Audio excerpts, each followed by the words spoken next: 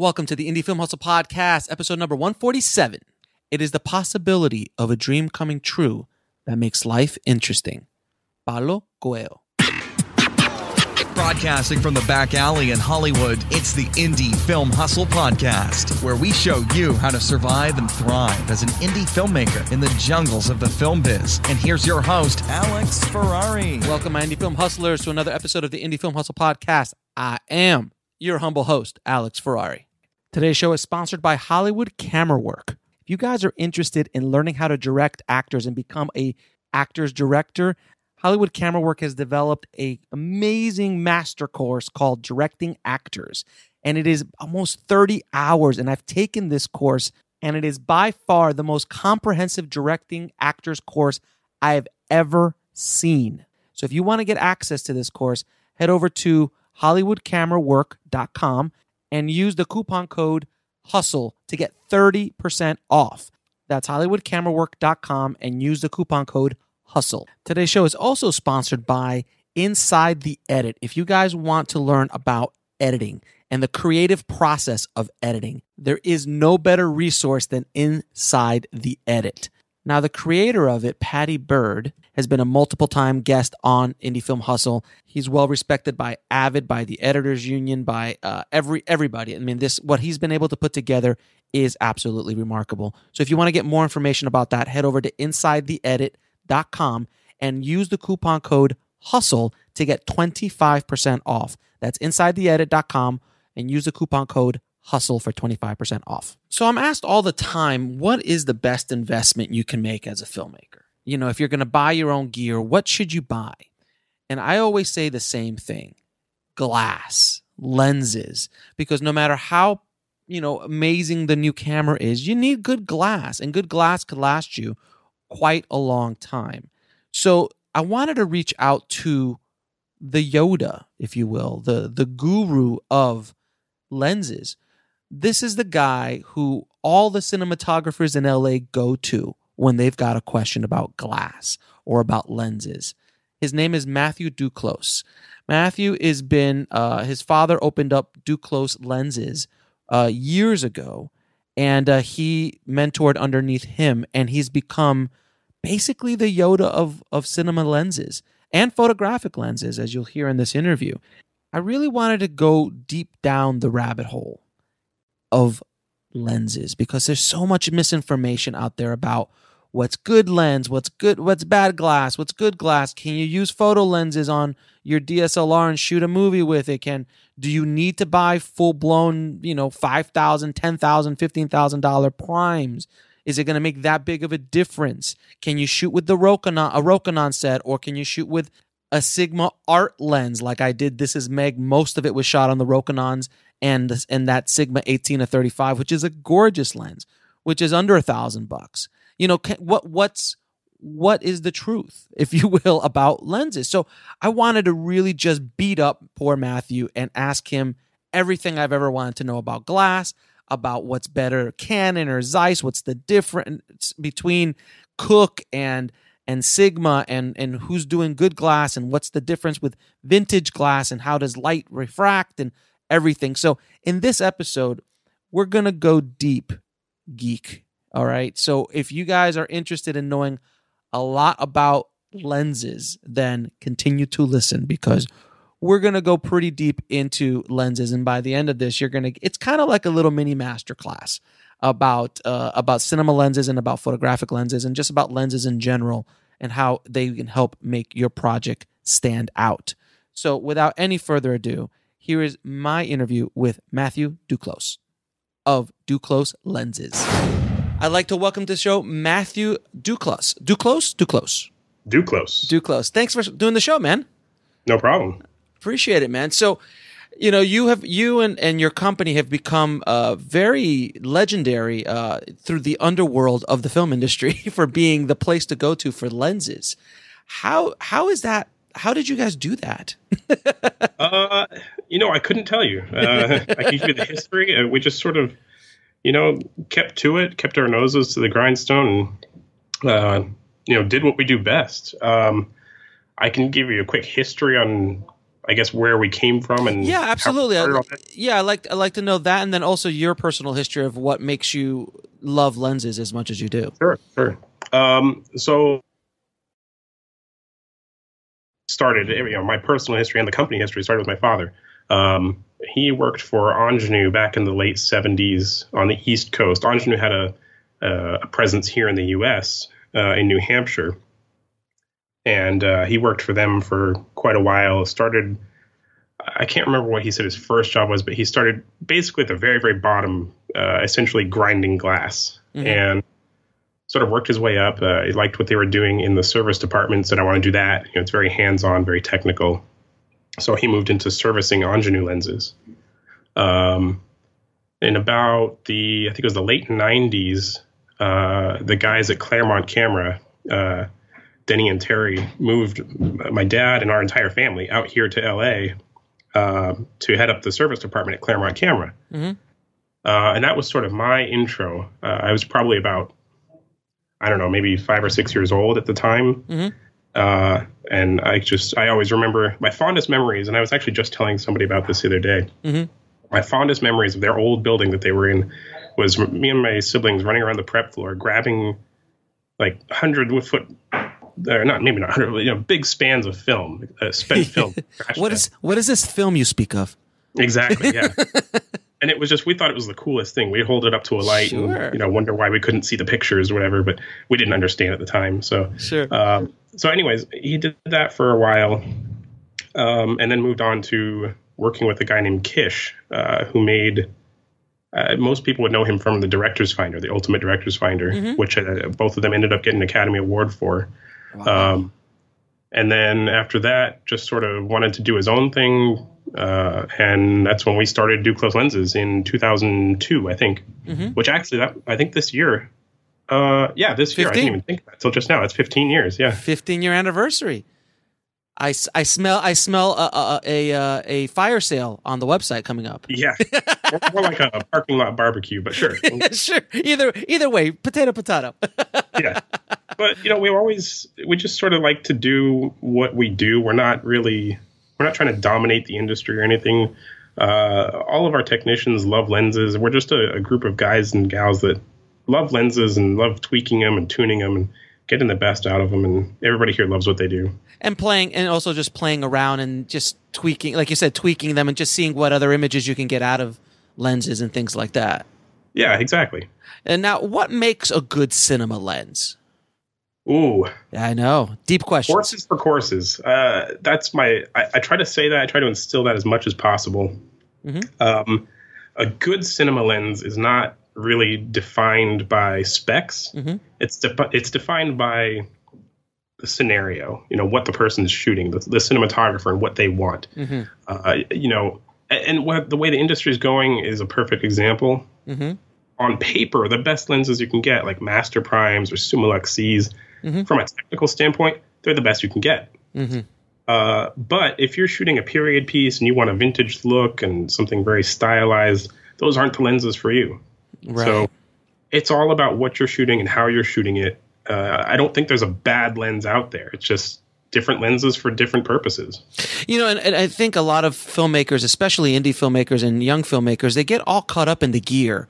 I call it the gear porn. And look, both you and I are gear guys. We like gear. But that's the thing. Like, I need the best.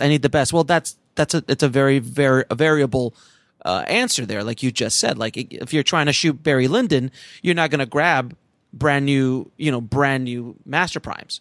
It might not be the look that you're looking for. So, yeah, I think that's a great answer. I'm so glad you said it.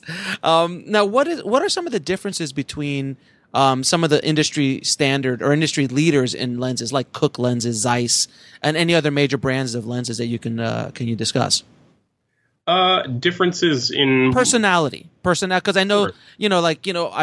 And this is just from me working and also listening and talking to DPs. Zeiss has a little bit of a sharper edge than Cooke. Cooke's a little softer. It's maybe because of the coating. I don't know. So you tell me what kind of personalities they have, because they do have personalities, right? Some of that's been lost over the decades. Not so much with Cooke. Cooke has really always had their look, the Cooke look, and they've done a really good job of sticking to it, despite the entire industry trying to make things better, faster, cleaner. We'll be right back after a word from our sponsor. And now back to the show. Cooke has really stuck to their guns, and they make some absolutely gorgeous lenses. They may not test well on a projector, or MTF charts may not look great, but the images that they produce, nobody will argue that those are just beautiful images. And Zeiss too. Zeiss has gone a little bit off course. I don't know that they would have a defined look, especially because their glass comes from so many different sources these days. Some of it's still in Germany. It comes from Japan. It's difficult when you have such a broad range of sources to keep a cohesive look. So does Cooke? So in other words, does Cooke all still source all their glass from the same source? So that's what kind of keeps their vibe going? As far as I know, everything that Cooke makes is right there in Leicester, UK. Oh, really? Okay, so that, and then Zeiss used to be that way, but now they're kind of like sourcing from all over the place. So it's a little harder to maintain consistency as far as looks are concerned. Right. And any other major? You're absolutely right. There's no doubt that Cooke and Zeiss, I mean, if you compare the two, Zeiss is always going to be a little bit more contrasty, a little bit more neutral. A lot of people like to say that Zeiss is cool, but it's actually not. It's just sort of more neutral than Cooke or your Ingenue. But yeah, it's not that one's better than the other. They're just different. Right. Now, Ingenue is, from my, and again, I have a little bit of understanding about lenses, but Ingenue, to my knowledge, was one of the best zoom lenses you can buy, and it might still be, if I'm not mistaken. From a technical standpoint, yes. Again, we're looking at different lenses for different purposes. Okay. There's no question that 24-290 has been an absolute staple in the industry. Anybody shooting a feature film or a commercial, anything with a big budget, you can almost guarantee there's a 24-290 on set somewhere. Right, and they're like monsters. I've worked with them. They're huge lenses, and those spec wise, I think the most accurate zoom you can get these days is probably going to come from Fujinon. Yeah, I've heard very good things about Fujinon too. Accurate meaning as far as specs are concerned? Accurate as far as resolution, contrast, overall sharpness, edge-to-edge sharpness. For Super 35 pictures, those Fujinon Premier zooms are about the best you can get. Now, Canon obviously has a long history of lenses as well, and they've kind of made their way into the cinema world now after being in photography for so long. What's your opinion on the Canon lenses that are now more cinema lenses versus the photo lenses? Are there major differences between the two? There's absolutely major differences. In the zooms, I think the Canon's cinema zooms are among the most underrated in the industry. Because they're so readily available, and they have the Canon name on them, they sort of drop in value real quick, and they get, they change hands pretty frequently. But they really do perform well. There's not a whole lot of trickery in them. They're just a good, solid, reliable cinema lens. Anytime somebody says they don't like them, they're usually saying that because of the look. They'll say, "Oh, well, they're too warm," or "Oh, I don't like the way the focus falls off," or something like that. But from a mechanical standpoint and an actual usability standpoint, they're great. All of their cinema zooms are purpose-built zooms. The primes are based on their photo lenses, so they're really, you kind of know what to expect. They do tweak a little bit in the coatings. They add a couple elements to compensate to make them all really consistent lens to lens. But yeah, I really do applaud Canon for not just taking a 24-105 and making it a cine lens, slapping some gears on it or whatever. Right. They actually took the time to actually develop their cinema lenses. Exactly. The zooms. Yeah.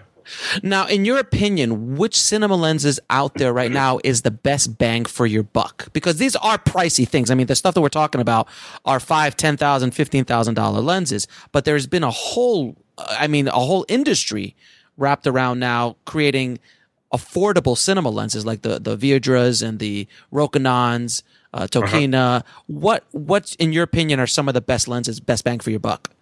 For primes, as much as people don't like to acknowledge them, I think the Rokinon stuff, for what it is and the price that you're getting, the price that you're paying, it's almost unbeatable. I have absolutely no doubt that they are flawed. They're not perfect optics by any means. But for that price, they're, you know, that's hard to beat. For a manual operating, again, it's adapted from a photo lens, but for fully manual operation, that's tough to beat. I have a set. I have a set myself. I love that. I love those lenses. Yeah, they're certainly going to get the job done. There's no question about it. They're not going to perform. Nobody is trying to compare them to Master Primes or Summoluxes. But at that price, it's almost unbeatable. And then how about for zooms? Zooms, I would probably have to say the Sigma Cine zooms are the best bang for the buck, which again is just an adapted photo lens. But what you get in those at a T2, everyone's got complaints. You know, the focus breathing's not great. They're only Super 35. They're not full frame. You know, whatever. But for the price, for a T2 zoom that's fully manual, can't beat it. You really can't. No, I just got the 50 to 100 Sigma, but it's not the cinema. It's the photo. And I still. Yeah, same exact glass. It just doesn't have the gears, which I can work around for $1,000. But it's stunning. The what is it called? The portrait lenses. The art series. Yeah, the art series. Oh my God, they're gorgeous though. I mean, I've put it up on charts, and it really does perform well. Again, for the money, it's insane. Really is insane. And I think that's a lot of things that filmmakers really have to understand, that you don't have to have. When you have lower budgets, look, when you have big budgets, my God, if I had a budget, I'd be using Cooks and Ingenues all day. Oh, yeah. Yeah, exactly. But for the independent filmmaker, I mean, there are so many more options, even in the last 5 years, than there was. I mean, you've been around, so you've seen how. I mean, can you imagine a cinema lens for under $5,000? No way. If somebody told me that 10 years ago there was going to be, a high quality prime lens for under $500, I would have laughed. I said, no way. It's coming from China or whatever. No way. Exactly. But yeah, here we are. I really do think that we're in the next golden age of lenses right now. It's still happening. It's still evolving, but it's such a booming market. It's great. What's your opinion on the Sigmas, the new cinema lenses on the Sigmas, and just Sigma in general? I really like what they're doing. Similar to Cook, like we were saying before, Sigma is one of the only manufacturers that they keep everything under one roof from start to finish. I mean, the entire lenses are all built in their one factory in Aizu. They don't outsource anything. They're not getting components from anywhere else. That, to me, that's really respectable. Maybe some people consider that old school, but I really do respect that. And I think Sigma moving forward is going to be setting the bar for the big guys. Yeah, because I just shot with the new Cinema Primes that just came out. Or not the Primes, but the new Zoom. Is it the 18 to 35 Cinema and the 50 to 100 Cinema? Exactly. And it's stunning. It's absolutely, and they're $5,000. Like I think it's $4,500 or something like that. I think this is just Sigma getting their feet wet. Yep. I think moving forward, they're going to have a lot of really cool stuff to show everyone. And by the way, a free plug for you. So my DP did purchase your case for those lenses. Nice. He goes, make sure you let him know that Austin said hi. Okay. So you were talking a little bit about breathing before, focus breathing. Can you talk a little bit more about, the breathing of, like when you're pulling focus on a zoom, what's an acceptable amount of breathing? Are there any zoom lenses that don't breathe, or do they all breathe? And can you just explain what that concept is? So breathing is one of those things that a lot of people misunderstand, especially people that are new to the world of cinema. In photography, nobody really cares about breathing. It still happens, but you're taking a photo at a fraction of a second, and it is what it is. Breathing is when you rack focus on your cinema lens, and the field of view changes ever so slightly. It gives sort of for lack of a better term, a breathing effect. So your field of view increases and decreases just a little bit, almost as if you're zooming while you're focusing. What a lot of people misunderstand that for is when you rack focus and the lens telescopes in and out, they assume that that means breathing, physical movement of the lens barrel itself. Which, I mean, some people do call that breathing. We call that non-constant volume. So what breathing really is that optical mechanical flaw of when the field of view changes back and forth. We'll be right back after a word from our sponsor. And now back to the show. Higher cost cinema zooms do compensate for that and can nearly eliminate it. But it's definitely a consideration when designing a zoom. Yeah, I mean, but I've seen breathing in Oscar-winning, amazing films. Especially the older ones. It just was there, and you could see it. It was, and even when I didn't even know what breathing was, I was like, "What happened there?" Like you just notice it. But it's you done. See it a lot in anamorphic zooms too. If you're watching any film that was shot with an anamorphic zoom, even major stuff like Star Wars. Oh yeah, you see breathing. Jaws. Just there. Yeah, it's just it's not something that you have to like. Oh my god, it's just the nature of what you're shooting. Yeah. And there's an acceptable amount. I mean, like you were saying with that Sigma 50 to 100, that lens does breathe a lot. It does. There's no question. It does.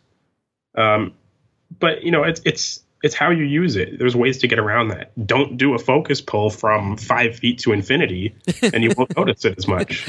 Right. Work around it a little bit that's another great piece of advice is that, when you don't have all the money in the world to buy the best lenses or the best cameras, you work with what you have and just work around it. Be creative, especially with lenses. Like I shot my feature on basically the Rokinons and the Sigma 18 to 35, I think it is, and I shot it on a Blackmagic 2.5, and it didn't cover the sensor because I couldn't cover the sensor all the way, or there's cropping. I mean, it was cropping because of the sensor. And people were like, "What do you do? Like, you're losing all that crop." I'm like, "Dude, just if you don't think about it, it's not there. Reframe, reframe." Exactly. Don't get caught up in that kind of stuff.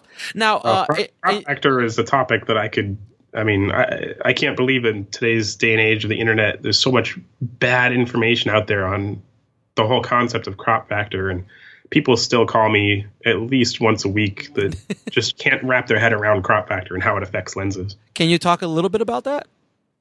Sure. About what crop factor is, because I know it's something that is I agree with you. There's so much misinformation out there. And there's so much like negative, like, oh my God, you don't have it. Doesn't cover the full lens. You're losing. I'm like, dude, get over yourself. Just look, it's sure. But you want to go spend $15,000 on the right lens or $50,000 on the right camera? Knock yourself out. Yeah, no, it's really, it became a huge problem because people were jumping ship from stills into cinema. So the guys that came up shooting Super 35 their whole life, they knew, they were used to the focal lengths they were shooting with. So like a standard set of primes was 18, 25, 35, 50, 85, period. Yeah. And then the guys coming from 35 millimeter full frame still photography into cinema, they had it in their head that everything was wider because they had a larger sensor and they needed to maintain that field of view for whatever reason. So they had to have all these crop factors in order to achieve the same field of view that they were getting on their 5D Mark I or whatever camera they're coming from. Right. So that's where that whole crop factor thing came from, is everybody's just comparing. All the crop factor is comparing your field of view or your sensor size to full frame. If you forget that full frame exists and you just think about Super 35, that's all that matters. If you're shooting Super 35, don't worry about full frame. Just frame for what format you're shooting. Now, can you talk the difference between 35 and Super 35 and full frame? Super 35 was sort of the original format for that type of film, the 135 film. Sure. When you in a cinema camera, it's going up and down. When you turn that film sideways, that's where you get that 24 by 36, 35 millimeter full frame. So it's the same film. It's just 90 degrees. You get a bigger picture. So Super 35 that size sort of preceded full frame 35. These days, the term Super 35 kind of gets thrown around since it's not really, nobody really sticks to that standard anymore. Like Red's new helium sensor, they call it the 8K Super 35. Mm-hmm. It's not really Super 35. It's actually a little bit wider. Mm-hmm. So that's kind of tricky to talk about because people don't really obey the rules that were put in place a long time ago. Yeah, it's pretty much a Wild West right now. A little bit, yeah. Even full frame, Red's new 8K VistaVision, it's really not the same as old school VistaVision. It's, again, a little bit wider, a little bit shorter. So your image circle requirements are a little bit different. Now, can you talk a little bit about, because now you just brought up 8K. I mean, a lot of these vintage lenses and just lenses that are being made today, when will they eventually just be obsolete where you can't use them on these 8K, 12K, 24K, 60K cameras that will be coming out in the next 10 years? At what point do these lenses start becoming obsolete? And at what point, because I know optics have been trying to catch up, or cameras have been trying to catch up to optics, or optics have been trying to catch up to camera sensors since this whole thing started back in basically 2004, 2005 when Red kind of came on the scene. So that's another sort of pet peeve I have. Mm-hmm. 8K. So a lot of people will always ask about, is this lens going to resolve or is this lens going to cover, which are two completely different things. There's a huge difference between resolution and sensor size. Okay. Again, a whole nother rabbit hole we can go down. Right. But, it all comes down to marketing, unfortunately. I think a lot of the lens manufacturers, because they started labeling their lenses 4K or 4K compatible. Right. They, excuse me, they sort of shot themselves in the foot. To say that a lens resolves 4K, it's a little bit misleading. Mm-hmm. You always have to sort of specify the sensor size along with the resolution.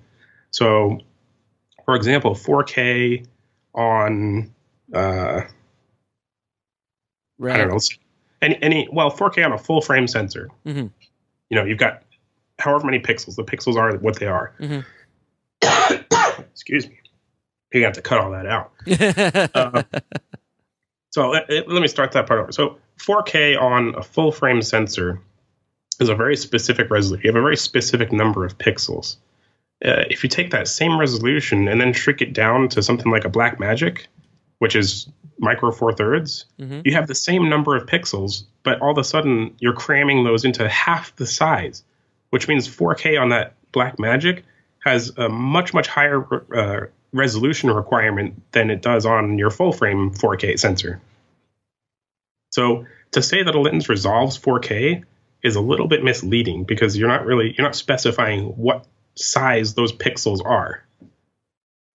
And anybody that labeled their lens 4K compatible or 4K ready, whatever, mm-hmm. They just shot themselves in the foot because now that we have 6K and 8K and 10K coming out, what do you say to those people? Now your lens doesn't work? No, it works fine. You just thought that you were being clever labeling your lens 4K. Right. So do these lenses, do the lenses that are being made today, will that work on an 8K, on a 10K? In terms of resolving power, on 8K, yeah, no problem.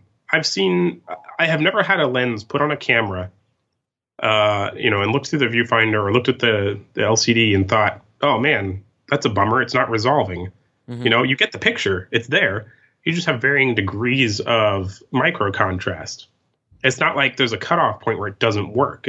Lenses are a completely analog, organic factor. So they're always going to work. They're always going to function. You're just going to have lower and lower micro contrast. So the one thing that we can actually say safely, and I think I've always told this to people, if you're going to invest in a kit or in gear, lenses are things that don't go out of style. In other words, if you buy a camera today, in a year or two, it will be won't be up to date. While if you spend a lot of money on lenses today, those lenses will be good probably for the next 15, 20 years, if not longer, correct? Yes. And I generally don't say that. I try not to say that because it sounds like a sales pitch. It just sounds like I'm, selling you the lens. Don't do this, do that. Right. But that is true. It's the lenses. I mean, look at the stuff that's fashionable right now. The Super Baltars and the Kowas. Those were from the 50s, 60s, 70s, and you can't find them quick enough. Everybody wants them. We'll be right back after a word from our sponsor. And now back to the show. Can you talk a little bit about vintage glass? Because since you brought it up, because I've actually shot with the Super Baltars.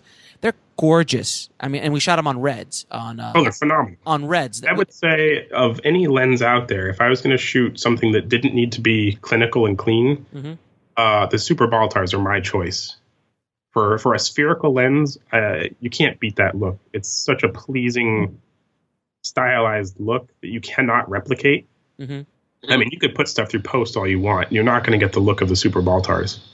And what does it do? Like, what are the characteristics of the Super Baltars? It's just, I mean, obviously it softens the image just a bit, especially with that harsh red sensor sometimes that can be really too clinical.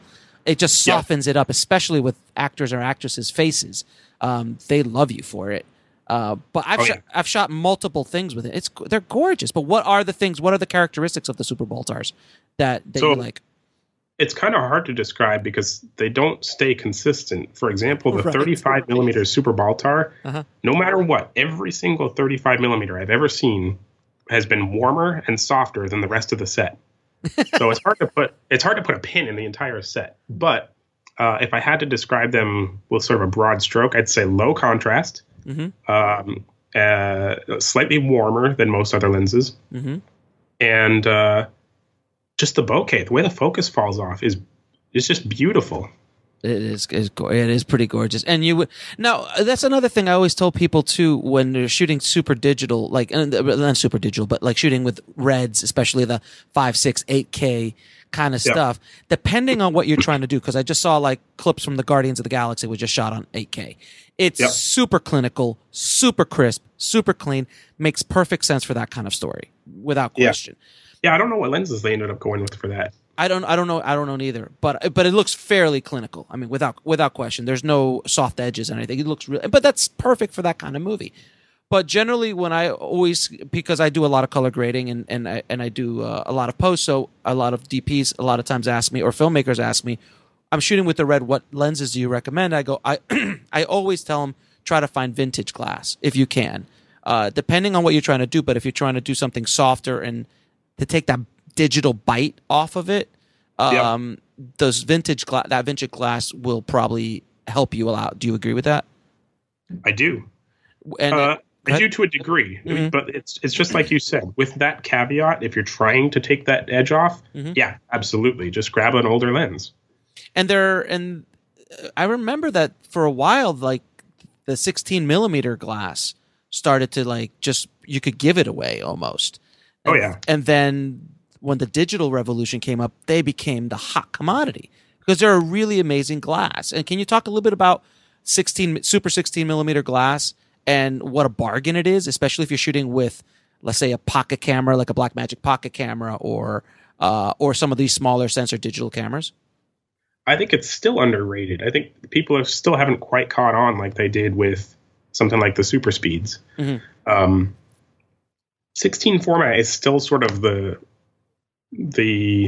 I mean, always has been, but it's still sort of that, you couldn't afford 35 millimeter. Right. It always is. Right. It's unfortunate because it's such, like you said, there's so much good glass out there. Affordable. That's one of the lenses I actually cut my teeth on was the Canon 8-64. It's a great zoom lens. It's phenomenal. It gives you that super wide angle that you need to compensate for the crop factor. And it's just a great sharp lens. It's not too heavy. It's not too bulky. Even 16 format super speeds, that stuff is out there and it's attainable. But people are so wrapped up in bigger is better.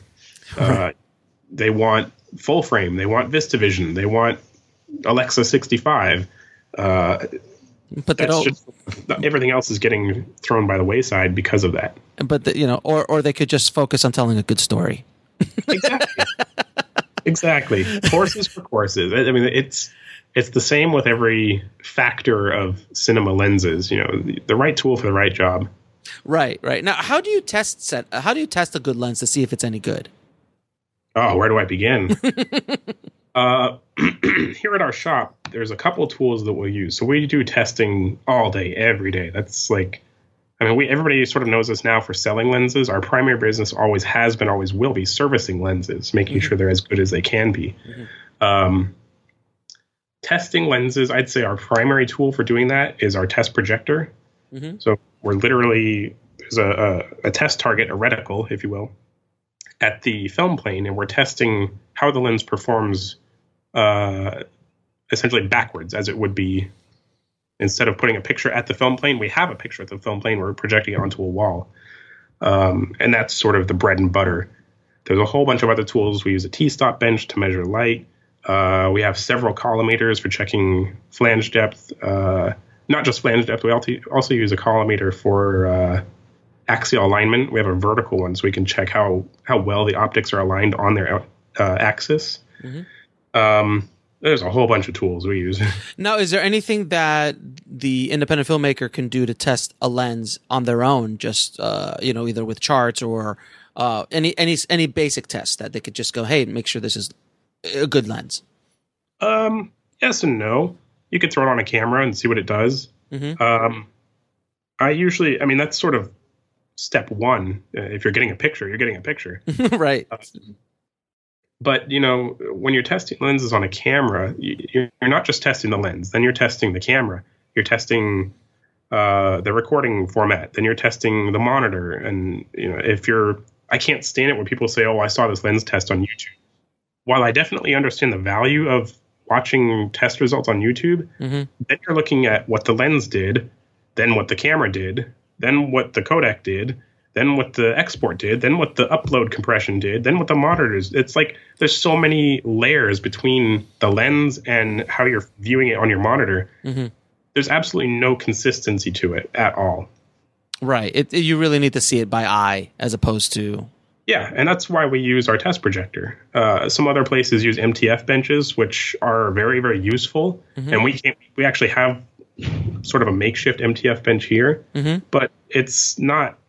I've seen lenses that MTF really, really high, and then they suck on the camera. They just don't produce a good picture. And vice versa. I've seen lenses that MTF really low, and they make absolutely stunning images.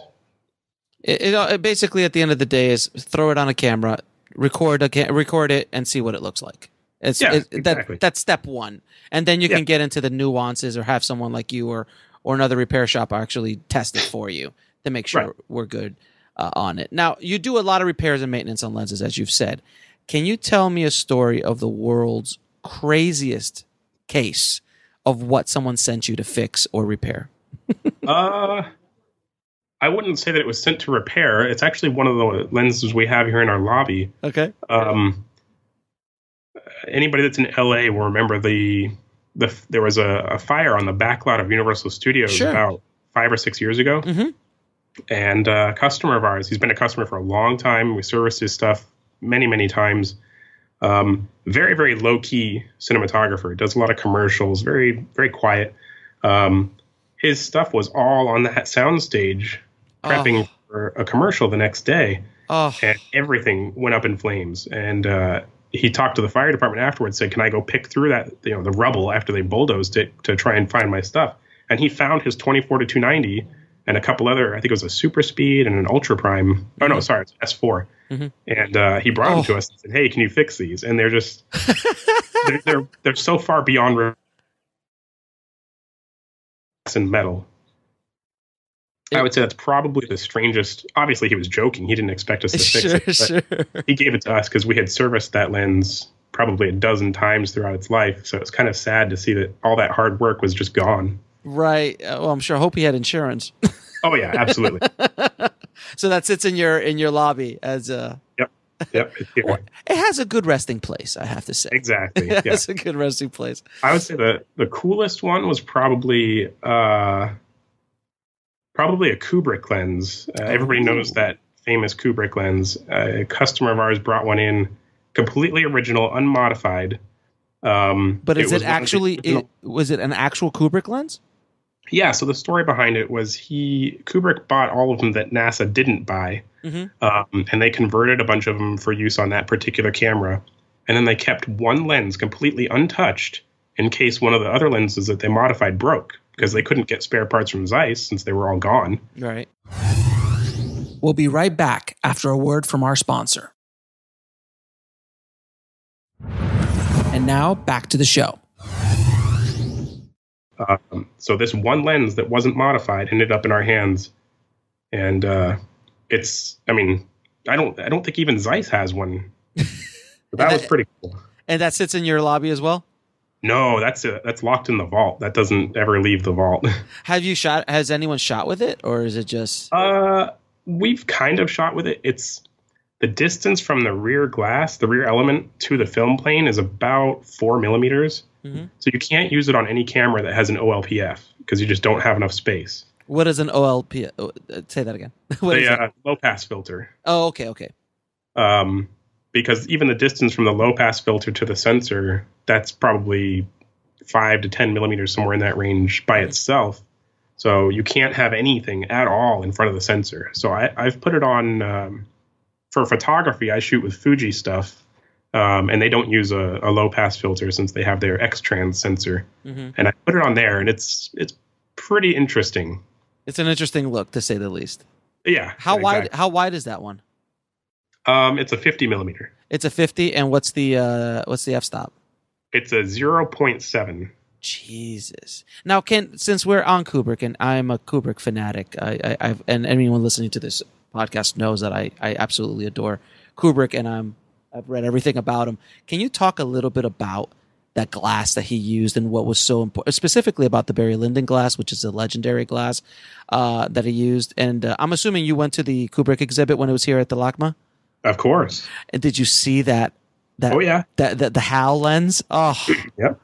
So I saw all that. That was a trip for me. I'll go to museums, especially stuff at LACMA, at the Getty, that sort of thing. Mm-hmm. And it's always, it's cool stuff, photography or art, form or another.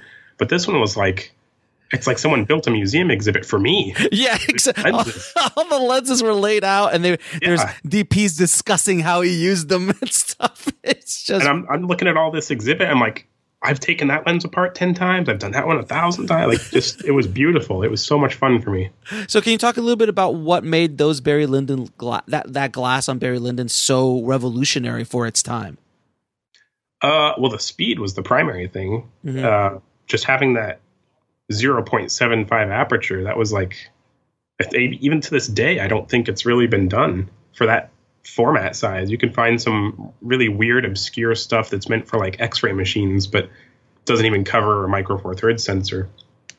I think that was the most unique part about those, was just that ultra shallow depth of field of a 0.75 lens. Now, what was the next level up? What was the next fastest lens available at the time? Give or take. Like a 2.8? I think they had the super speeds out, so you'd have a T13. Okay, so but that extra, what is it, 0.5? We never T-stopped the Kubrick lens. I don't know how much light was actually coming out the back of the lens. Uh-huh. Because it was an f.75, so it was probably maybe a T1 or 1.2. I'd have to actually test it. I'm glad now. I'm sure after this interview you'll go and play with it. I don't know. That's our T-stop bench we nicknamed the Heartbreaker because everybody thinks they have the T13 or T14 speeds, mm-hmm. and then we put them on and we say, well, the manufacturer stretched a little bit. It's more like a T17. So I don't want it. I just want to leave that Kubrick lens as is. That's history. I don't want to test it. Oh, that's funny. But and then also the film emulsion back then was just not able to wasn't as sensitive as film today or even digital. Right. So that was that's how he was able to light basically by candlelight. Exactly. Yeah, you needed a fast lens to do it back then. And it's such a gorgeous. You need a fast lens to do it now too, but also the resolution of these cameras. Have you played with the Sony A7S II? Oh yeah. That's a sick camera. Yeah. That sensor is pretty. you can see in the dark. Yeah, it's almost not fair. It really, I have one of those. It's just, I was just doing a test with it the other day, and I wasn't even looking under the couch where there's no light. And I'm like, damn it, I see everything under the couch. It's like, it's pretty insane. Now, can you talk a little bit about coatings on lenses, coated versus uncoated? Because I know you sell some uncoated lenses, and why do DPs want uncoated lenses as opposed to coated? And what is a coat in the first place? So coatings, the primary purpose of a coating really is to increase or maintain really light transmission. The purpose of the coating is to allow light to pass through the glass as efficiently as possible. A byproduct of the coating is characteristics of the lens, like the color, sometimes how the focus falls off, sometimes sort of weird, obscure bokeh that you get depending on how the polishing and the coating pair up. But the primary purpose of the coatings is to make the lens more efficient, to increase that t-stop reading. Mm-hmm. Uncoated lenses, where we strip the coatings, that's actually a huge misconception. For example, the Super Baltars. People think that the coatings on those, that there are no coatings, that they just shipped them without coatings, which is completely untrue. They were shitty coatings back then. Right. And a lot of times people will call us to remove the coatings from their lenses to give them a more vintage look. Mm-hmm. And they'll call us and say, I want all the coatings stripped. And I say, no, you don't. If we strip all the coatings, it just won't work. You'll have so much light loss, so much image quality loss that you're going to be left with garbage. Right. So anytime we do pursue that, it's a very, very meticulous, very tedious process where we usually start with the front element, which mm-hmm. is sometimes a mistake. It's all trial and error. We're doing one project right now for a company who I can't even talk about the lenses we're doing. Mm-hmm. Essentially there's a recipe. Anytime we're taking the coatings off of a lens, it's certain surfaces of certain elements, and it's all trial and error. We go back and forth. Then we replace the element with a brand new one if we go too far, mm-hmm. go to the next element down. I think the project that we've been working on right now is probably about maybe 3 months in, and mm-hmm. we're still tuning them, still getting the right recipe. Mm-hmm. So it's all trial and error to get a specific look, and that look is usually increasing the flares, giving it a little more character, increasing how highlights bloom, that sort of thing. Now, you used to, I don't know if you still do, I remember a while ago you used to sell the Rokinons, a set of the primes uncoated. Did you guys still do that? I pulled the plug on that. Okay. We did it for a couple people. At the time, like I said, that recipe that we had for each lens, which I still have, I probably should do it again. Okay. But the labor involved in getting to each of those elements and the time it takes to polish them, the cost to do that uncoating process ended up costing more than the lenses did themselves. Got you. So if there's anybody out there who still has those, very valuable. I think the one set that we did initially was for a company in Australia, and they were stolen. I don't know where they are now. Oh, Jesus. And when they call back to say, can we get more? I said, sorry, we're not going to do any more. Right. And I think there was one other set that a private owner had. I have no idea if he still has them. But yeah, they're unique. They're definitely unique. And I might actually pull that recipe out and use it again, because now they have the Rokinon zines, which are the same glass. Mm-hmm. So I can use that same recipe. And it would probably, in the case of the zines, it may end up being worthwhile because they're priced higher than the regular Rokinons were. Right. Of course. Now are there any other uncoated? Because I know a friend of mine had a set of Cooks, uncoated Cooks. Are there other manufacturers actually making uncoated lenses? Yeah, Cook does that now. Okay. Cook, they do that for they started doing it with the mini S4s, where you could buy a replacement element that was uncoated. Mm-hmm. And I think they announced it. I don't know if they're doing it, but they worked with Camtech here in LA to get essentially what I just said about, a recipe. They have a specific recipe where certain elements are uncoated. And I think they're doing that with the regular S4s.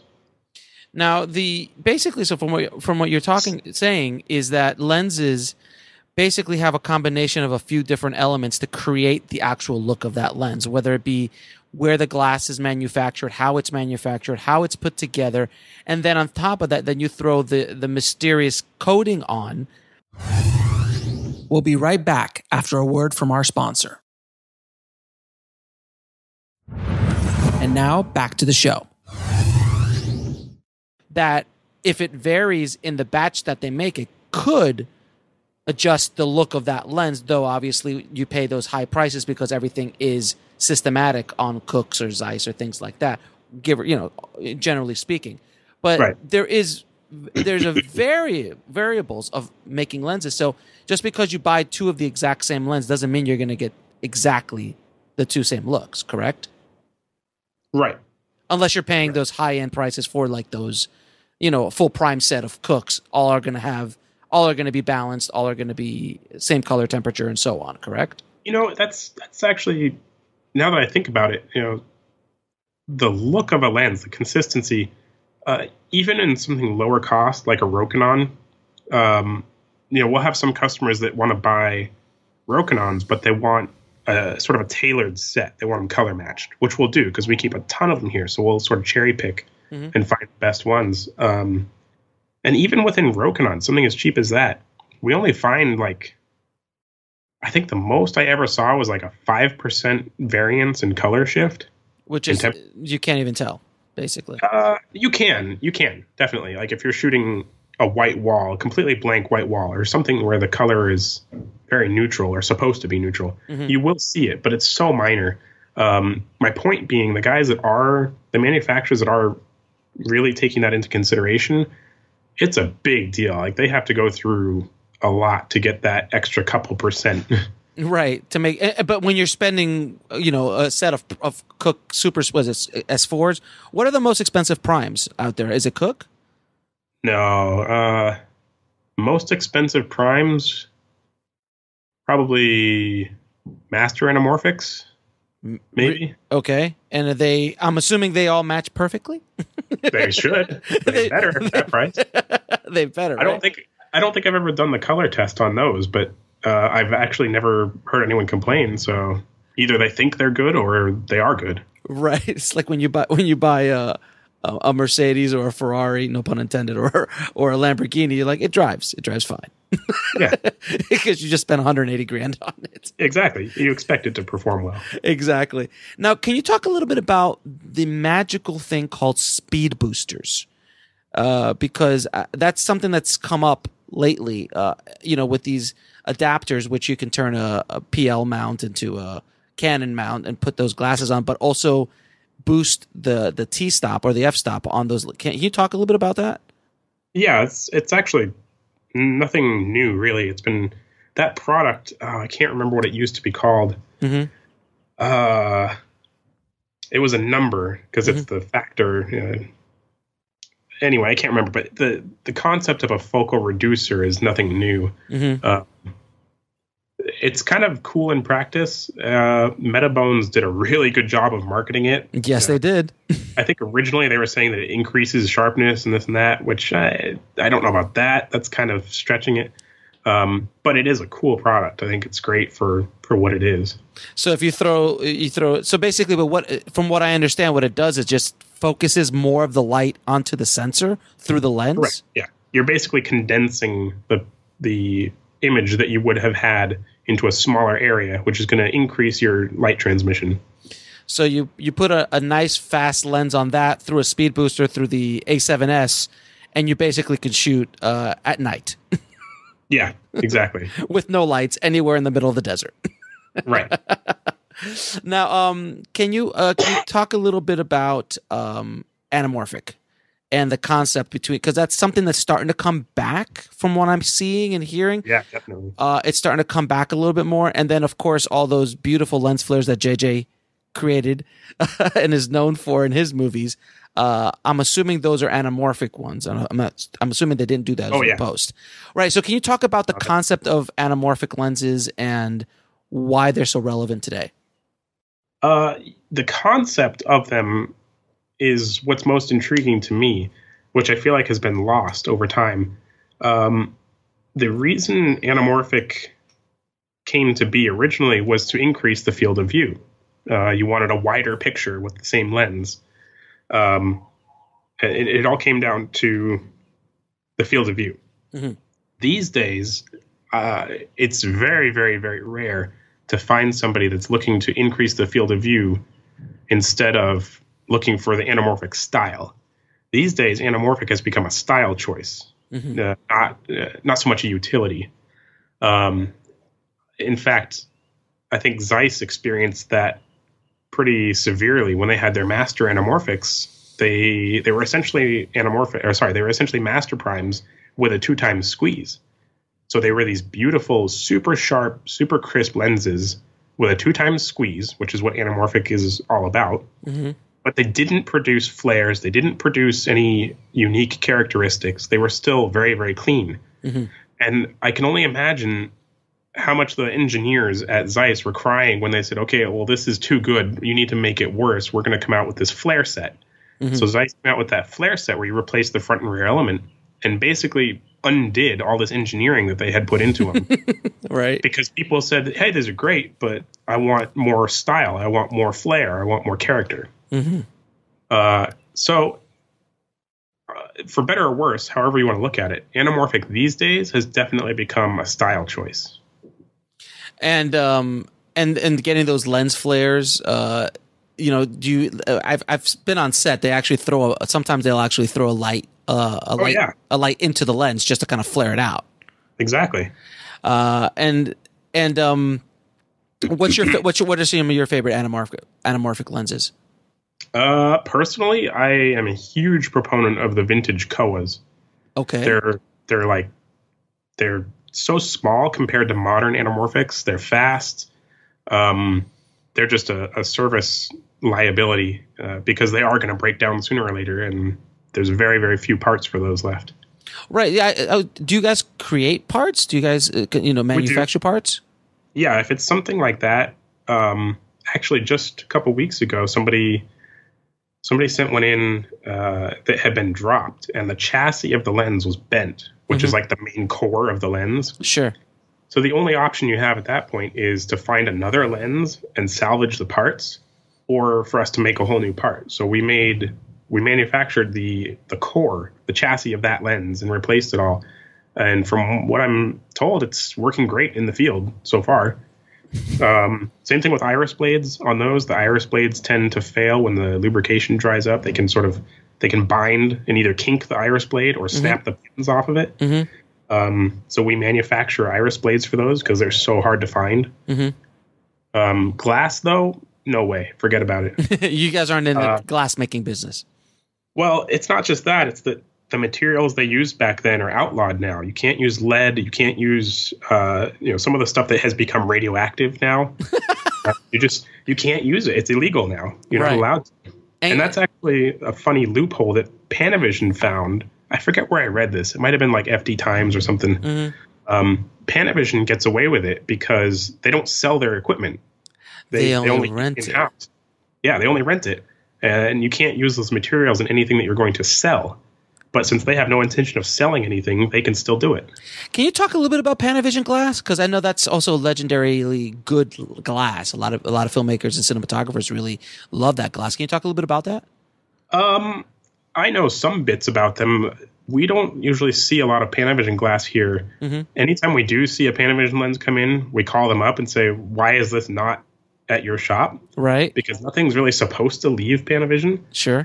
And we usually get weird answers like, oh, well, that serial number looks like ours, but we don't have a record of it. And we have to kind of assume that it's okay. Right. If Panavision doesn't say that something's wrong, then who are we to say that something's wrong? Right. But Panavision stuff all stays in-house. So I don't have a whole lot of experience diving into their lenses. Mm-hmm. I have a lot of friends that work at Panavision, lens techs. Mm-hmm. But their stuff it's unique. We'll say that at the very least. It's a very unique proprietary system that they've created for their lenses. A lot of the stuff that they did, in the 80s, 90s was It was produced at the same factory as some of the stuff like Leica in Canada. So it's got that sort of unique classic style.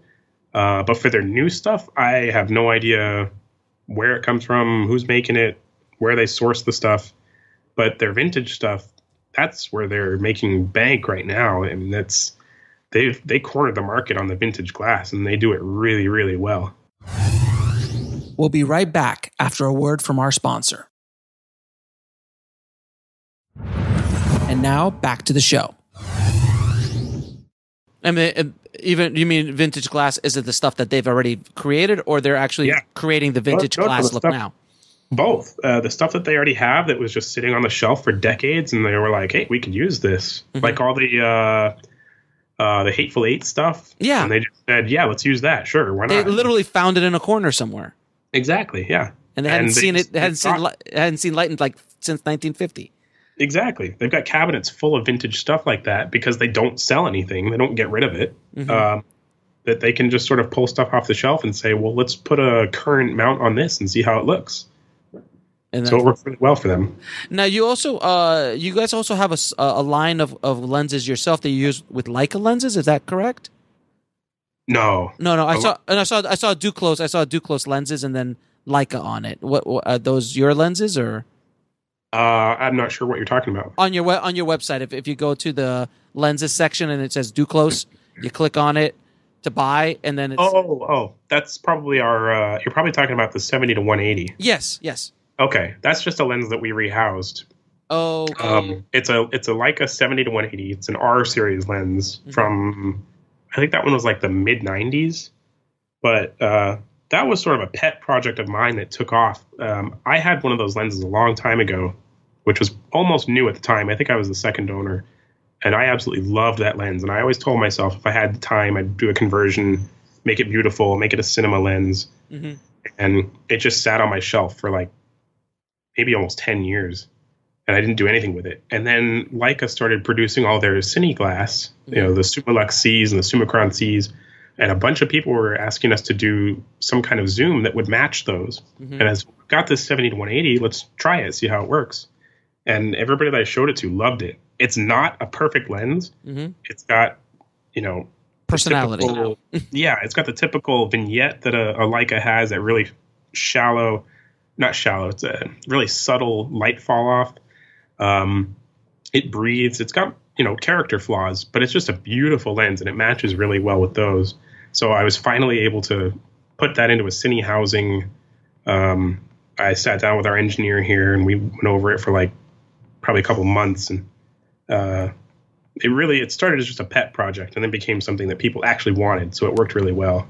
Now, can you talk a little bit about you guys do something called Cinemode, or Cinemod or cinematification. Yep.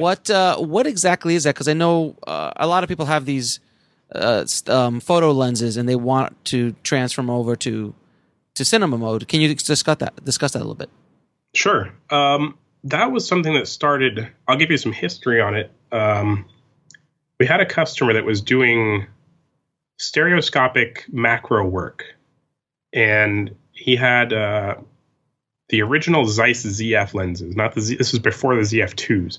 And he had to have them like inches, not even like millimeters apart. They had to be as close as possible. And he needed to be able to drive the focus on both of them simultaneously, accurately. So he asked us if we could put some gears on it and take the click stops out of the aperture and a couple other things. We said, sure, why not? And so he, shot that project. I think he was doing something like bugs or something really macro. And he showed some guys, they showed some guys, and we just, sort of kept doing it. We ended up calling it the Cinemod, which we ended up trademarking.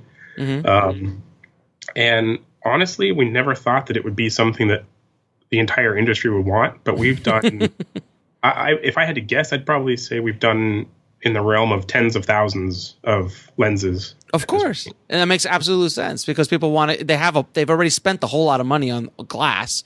And if we can make it certainly cheaper options out there. You can get zip gears. You can get, you can watch a YouTube tutorial on how to declick your lens.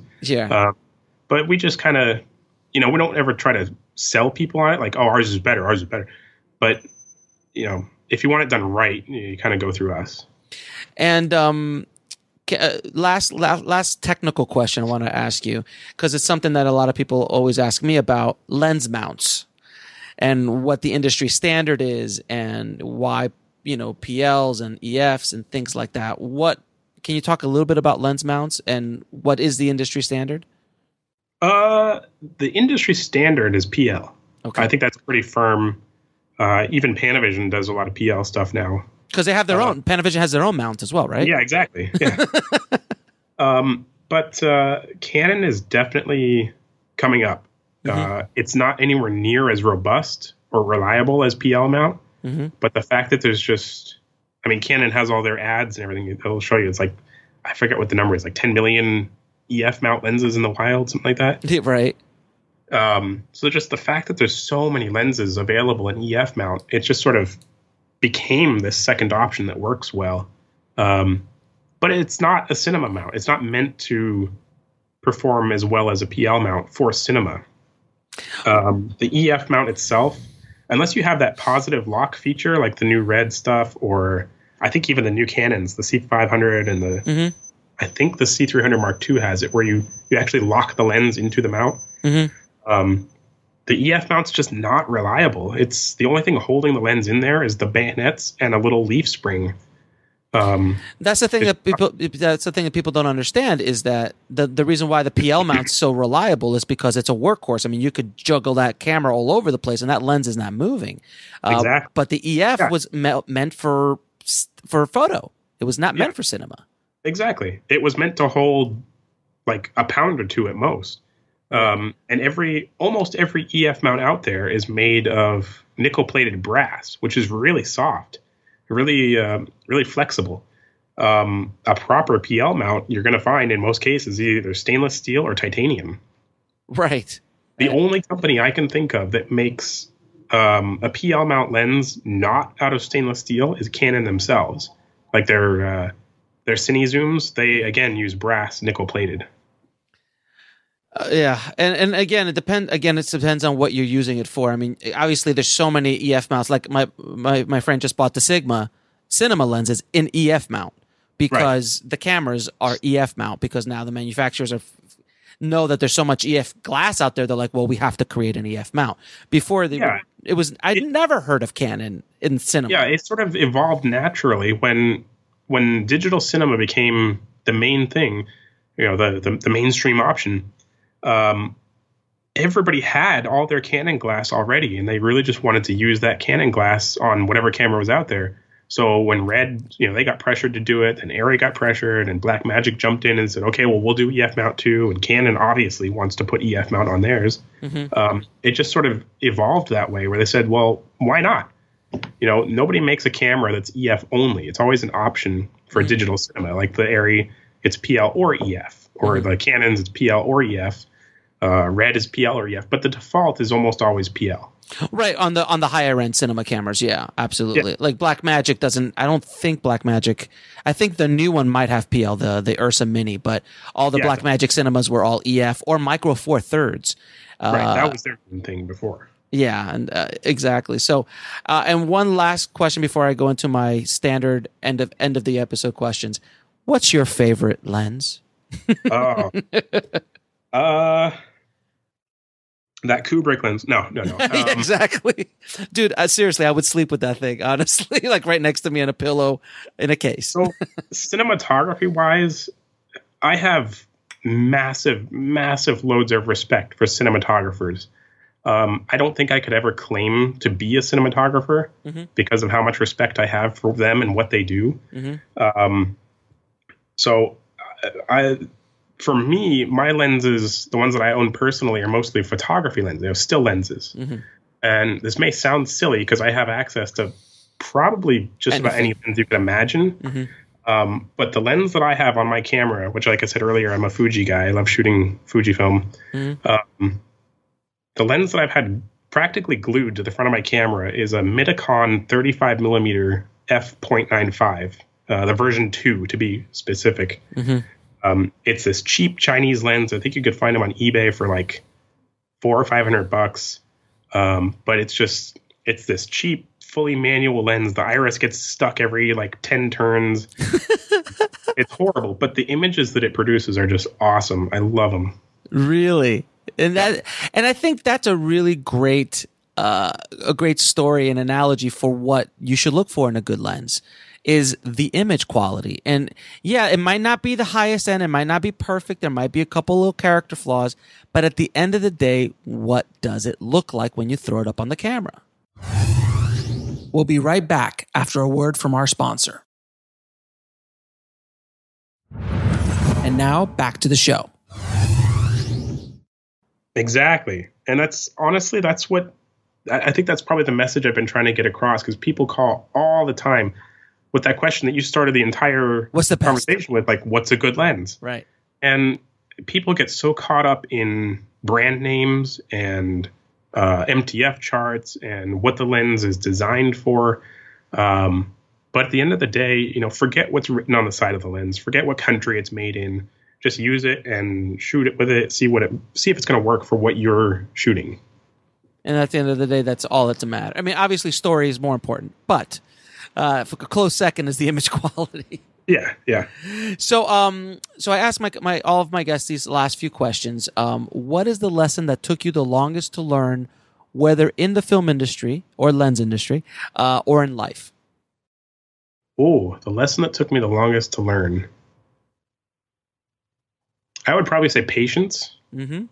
Only because I started doing this so young. I think I was about 5. Well, no. When I started servicing lenses, I think I was about 12. You see, I wasn't that far off. Yeah. I would say patience. When you're that young, it's a concept that just completely escapes you, and you just want to do everything quick, and you want instant results. Mm-hmm. And I've seen companies completely fold because they try to do something fast and they try to beat others to the market. Mm-hmm. And I think a good solid pace and patience are not characteristics that people learn quickly. Which is that there's the oxymoron. You can't learn patience quickly. Exactly. Yeah. Now, what are 3 of your favorite films of all time? Oh man, I hate it when people ask me that. Any three that you feel like answering today. It's not. I'm not going to hold you to this. Honestly, it depends on what else is coming out when you ask me that. Oh man, if I had to pick 3, wow, I'm going to say Ferris Bueller's Day Off. Amazing. Yeah. Alien. Got to go with Alien. Great. I don't even know what would be the third one. You got to warn me. You can't just ask me this. I have to prepare it. You know what? I'd probably have to go with Lost in Translation, as odd as it sounds. Wow, that one I haven't heard on the show before. I mean, I love the movie. I think Sophia did an amazing job on that movie. Yeah. Sophia Coppola. The story itself is awesome. The cinematography. If you just watch that film, it's gorgeous. You can mute the entire movie and just watch it for the cinematography. It's great. It's a moving piece of artwork. Yeah, like a painting. It's a moving painting because of all the colors and the Tokyo backdrop and all the lights and Bill Murray, of course. Yeah. That helps. Now, where can people find you and contact you if they need something? Email is probably the easiest way always. Matthew@DuclosLenses.com. Mm-hmm. Pretty simple there. We're all over the internet, though, so Instagram, Facebook, all that stuff. You can always find us. Pretty much any social media is /Duclos Lenses. Right, and of course, DuclosLenses.com. Yeah, exactly. All right. Matthew, man, thank you so much for taking the time out and geeking out with me on lenses. Always. I'm always happy to talk about lenses. Thanks, man. Take care. I told you we're going to go deep into the lens geek world. And Matthew did not disappoint. He is a wealth of information when it comes to lenses, optics, glass, everything. It's remarkable. So if you guys have any questions in regards to glass, lenses, they sell every kind of glass imaginable. So definitely check out DuclosLenses.com. And I'm going to put all the information to get a hold of Matt and Duclos in the show notes at indiefilmhustle.com/147. telling you guys, buying good glass is well worth the investment. I've still got a set of my Rokinon set that I bought 3 or 4 years ago, and I still shoot with them all the time.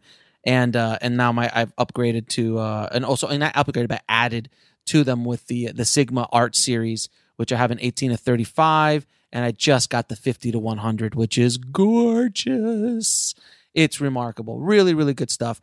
And I will be going up to the cinema level glass. I think the Sigma cinemas are insane, as we talked a little bit about in the interview. So I'm going to be probably getting myself a set of those for my next film as well. Now, I wanted to give you guys an update real quick. I know a lot of you have been hitting me up after the world premiere of Meg to find out when you guys can buy it, when you guys can see it. And what I'm planning to do, hopefully, is I'm going to be going through Distributor, and we're going to be showing you guys the entire process of how I submit to Distributor, our marketing plan, everything. And it's going to come out in a series of videos that I hope to be working on with Distributor in the next month or so. And as we keep going through it, we're going to be talking a lot more about distribution and a lot more about how we're going to release this puppy in the future. But we're hoping that we're going to be releasing it in the summer sometime on iTunes first. And that's going to be our plan. And then after that, we'll see where it lands, but it will go to all the major outlets. But for the first month or so at least, iTunes will be the place to get it. So stay tuned, stand by, it's coming, I promise. All right, thank you guys so much for all your support. I greatly appreciate it. And don't forget to head over to freefilmbook.com. That's freefilmbook.com to download your free filmmaking and or screenwriting book from Audible. As always, keep that hustle going, keep that dream alive, and I'll talk to you soon. Thanks for listening to the Indie Film Hustle podcast at indiefilmhustle.com. That's INDIEFILMHUSTLE.com.